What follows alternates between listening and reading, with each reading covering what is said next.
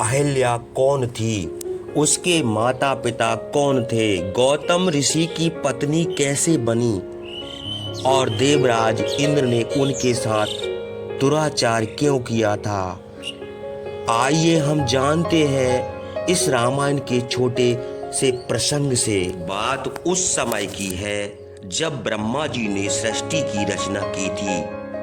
तो सब प्रजा एक ही वर्ण की थी, सबकी भाषा एक थी, सबका रूप एक सा था। देखने में और लक्षण से किसी में कोई विशेष अंतर नहीं था। तब एकाग्रचित होकर उनमें कुछ विशेषता लाने के लिए ब्रह्मा सोचने लगे। हमने एक स्त्री बनाई, प्राणियों के प्रत्येक अंग से सारांश निकालकर रूप गुण संपन्न अहिल्या नाम की स्त्री उत्पन्न की। हमने उस स्त्री का नाम अहिल्या रखा क्योंकि उसमें किसी प्रकार की विरूपता नहीं थी। हे इंद्र, अहिल्या को जब हमने उत्पन्न किया तब हम यह सोचने लगे कि यह किसकी भार्या हो। यह तो तुम जानते ही हो कि हमारा पद सब देवताओं से ऊंचा है, इसलिए वह हमारी पत्नी हो सकती थी।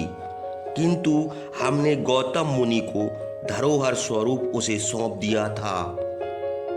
बहुत वर्षों तक महात्मा गौतम के यहाँ वह धरोहर रूप रही, फिर उन्होंने हमको लौटा दी। हमने ध्यान करके महामुनि गौतम की सत्यता को देखा और उनकी तपस्या की सिद्धि पर विचार किया। क्योंकि ऐसी सुंदर स्त्री साथ रहने पर भी उन्होंने उसका स्पर्श नहीं किया था, तब हमने गौतम को ही भार्या बनाने के लिए वह स्त्री उन्हें दे दी। धर्मात्मा गौतम उसके साथ भोग विलास करने लगे। जब अहिल्या गौतम को मिल गई तब देवता निराश हो गए। तुम क्रुद्ध होकर गौतम के आश्रम पर गए और अग्नि की शिखा के समान अहिल्या को देखकर काम के बस हुए। तुमने उसके साथ दुराचार किया और महर्षि गौतम ने अपने आश्रम पर तुमको देख भी लिया। महातेजस्वी मुनि ने क्रोध होकर तुमको श्राप दे दिया।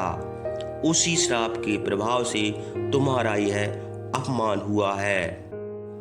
गौतम ऋषि ने तुम्हारे लिए यह शाप दिया था कि हे इंद्र, तुमने हमारी स्त्री के साथ दुराचार किया है, इसलिए तुमको युद्ध में शत्रु बलपूर्वक बांध लेगा।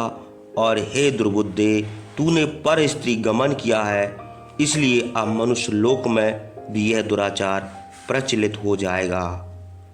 और जो मनुष्य पर स्त्री गमन करेगा उसका पाप आधा भाग तुमको मिलेगा। तुम इस पद पर अटल भी नहीं रह सकोगे, इसमें कोई संदेह नहीं है।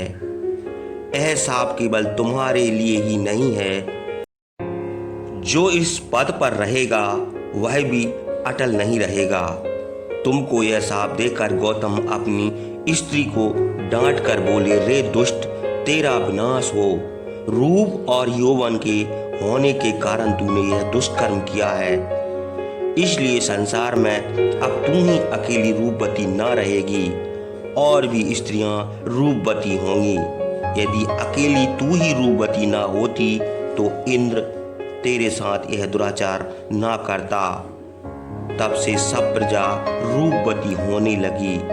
अहिल्या यह शाप सुनकर गौतम से प्रार्थना करने लगी, हे महर्षि, इंद्र ने तुम्हारा रूप धारण करके हमारे साथ भोग किया है।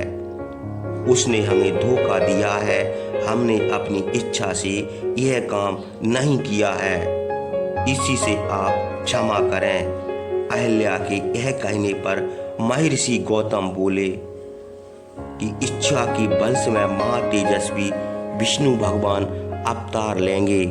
उनका नाम राम होगा। विश्वामित्र के काम के लिए वे वन को आएंगे। जब तू उनको देखेगी तब पवित्र हो जाएगी।